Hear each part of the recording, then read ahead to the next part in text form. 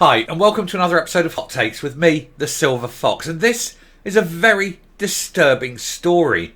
It's a level of abandonment by the NHS of a young man who's autistic. They're going against the parents' wishes. There is no safeguarding, and they're about to do something irreversible to this young man. He's 21, but he's autistic. He has a mental age of around 16 or 17. He's not fully developed. And he's certainly not capable of making life-changing decisions like this. But the NHS have decided that they're not going to listen to the family. They're not going to listen to the parents of this child. Well, not physically, chronologically a grown adult. Mentally still rather childlike. And they're going to give him a complete operation, sex change operation, against the family's wishes. They're going to court. They're going to try and get this delayed, and they're claiming that nobody really has been safeguarding the child or taking the fact that he's autistic into the equation, and they're just sort of rushing to get this done because they have this obsession with pushing an agenda. So we'll take a look at this. It is very disturbing, so just be prepared, because this is the NHS. This is when you're standing clapping those nurses during COVID, clapping the NHS. These are the people you were clapping. Anyway, we'll go in and have a look at this story, and it's just awful. Here goes. So, father launches a last-ditch legal bid to stop his vulnerable autistic son, 21, from having the operation next week. A father is trying to stop his vulnerable son from having the surgery. The man says the child and adult NHS services have failed to address the underlying issues. The underlying issues being that this child is mentally incapable of making such an important decision at this point in his life and his development. The man, who does not want to be named, believes both the child and adult NHS gender services have failed to properly explore his 21-year-old son's fragile mental health and how it impacts upon his decision making.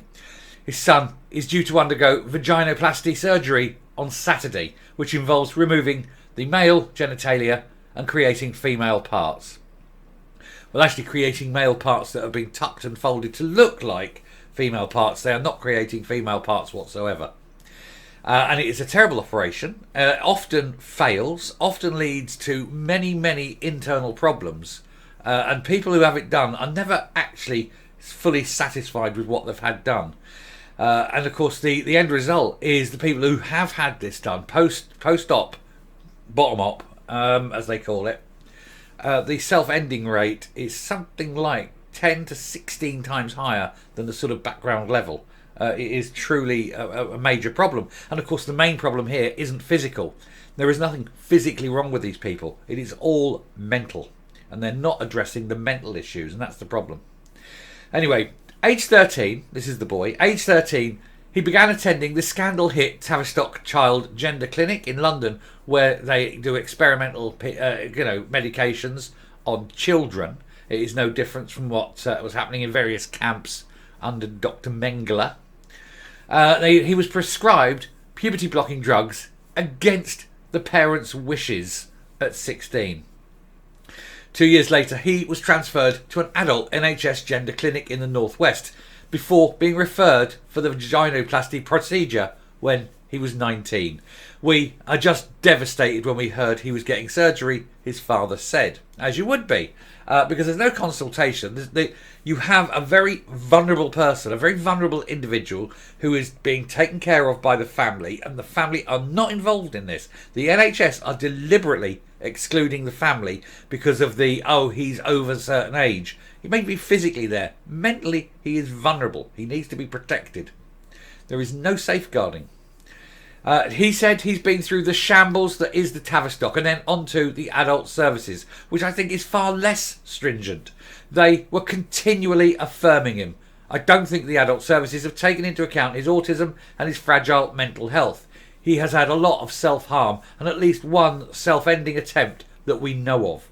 We're convinced that the puberty blockers and the cross-sex hormones actually made his mental health worse. Again, no follow-ups. These people are often rushed through this and pushed down this line without any psychiatric evaluation. That's surely, it's surely got to be the number one thing. A lot of these people aren't gender dysphoric.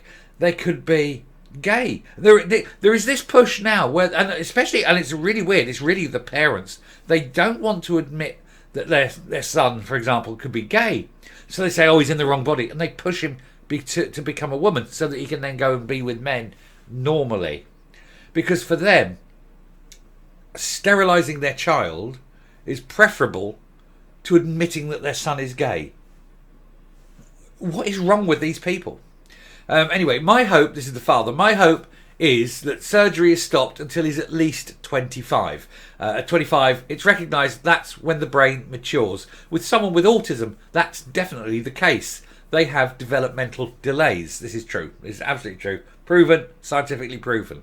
And that is why anyone who is assessed psychiatrically would have picked this. This would have been picked up, and it would have not, proceeded in any way because of the issues. And that is why actually the likes of the Tavistock and that woman on the right there, she pretends that she's a medical profession, hasn't got an O level to her name kind of thing. But that's why they don't want professional psychiatric assessment. This is why Sturgeon up in Scotland, when she was pushing it, really wanted to push the getting rid of psychological assessment, so or psychiatric assessment, either one, because they know that as soon as these people sit in front of a psychiatrist, the psychiatrist says, "No, you're not gender dysphoric. You have depression. You have autism. You have a mental illness. You could be grieving." There are many, many reasons why they think one thing. They can address that issue and they find that it isn't gender dysphoria, but that doesn't suit the agenda of those who are pushing to sterilise children like her on an industrial scale. His solicitor, Paul Conrath, who is seeking a judicial review, said it is deeply concerning that there is such limited protection for young adults, and especially those on the autistic spectrum. Vulnerable young people are steered down a pathway of infertility and lifelong irreversible change. And it's not good. This operation is a terrible operation. Clinicians who dare to challenge the journey risk professional discipline for conversion therapy. This is it. I mean, you could sit there and say, well, actually, this person isn't gender dysphoric. He has got this, he has got that. And the moment you do that, that's deemed to be conversion therapy because you've told them, and you can actually lose your license to practice medicine because you're saying that this person hasn't got gender dysphoria. They've got something else. How can that possibly be right or legal? Anyway, the system, he said, is profoundly and dangerously broken. The judicial review will shine a light on a deeply concerning medical practice that has evaded scrutiny. Richie Heron, now I know about the Richie Heron story. This is a man who thought he was gender dysphoric, had the complete operation, everything. The moment it was done, he woke up. He knew the moment he woke up he had made a terrible mistake. And of course, by then, it's far too late. Richie Heron, a civil servant from Newcastle, who regrets deeply undergoing an NHS sex change operation to remove his male genitalia, has also joined the legal action. The 36-year-old told the Mail on Sunday last year how the operation in 2018 completely destroyed his sex drive, as well as leaving him infertile, incontinent and with ongoing pain. He claims that the adult NHS gender clinic whose care he was under failed to take into account his spiralling mental health problems or to properly counsel him about the risks of surgery. Nobody's telling these kids what is to come, and it isn't good. Mr. Heron said he hoped the legal action will ensure gender clinics put more protections and safeguards in place for vulnerable people like him. He said, "We're not looking to take away a service from anyone. That's not what the review's about. The review is about safeguards for vulnerable people, like I was and like other claimants, the other claimant's son is. What we share is the desire for practitioners to do no harm. Or indeed, it would be good if they did their job. And it should certainly be a case that no one proceeds even on the first step without full, deep psychiatric help. They're number one. They must have psychiatric evaluation, and it must be signed off from day one. Not a single pill, not anything happens that a psychiatrist right at the beginning of this process evaluates, and doesn't just evaluate the once, evaluates 2 or 3 times through the stage, and at any point the psychiatrist can remove consent for that to continue, because in his view it is not gender dysphoria. That's how it's got to be. Heron went on and said, all the professionals were all saying that I am an ideal candidate. They were all saying that I am a transsexual. I didn't believe surgery was the solution until they implanted that idea. But when you're obsessive, autistic, depressed and anxious, surely you're not an ideal candidate for surgery. You just cannot operate on mentally ill people. It is not ethical. And he is right. But that is what the NHS do. They're pushed, they have this agenda. It's the likes of Stonewall going, if you don't do it, you're an islamophobe and all this. And these people are scared. And within the NHS, nurses, doctors are scared to speak out, because if they speak out, they could lose their right to practice, because they don't want people whistleblowing and telling the world the awful things that the NHS do. And that's why I make a point of saying this every time these stories come up, and get them out there, get the word out, and let people know how evil some of these people in the NHS actually are when they're doing experimental surgery on children. And I'm coming up. So who safeguards children and vulnerable young people? There seems to be no one within the NHS that's willing to look at this. No one that wants to say, wait, stop, let's look at the facts. Let's get this person assessed. Let's not rush into something before we know the full facts. Nobody's doing that. Nobody is saying, let's give this person a series of psychological and psychiatric tests at every stage of the treatment.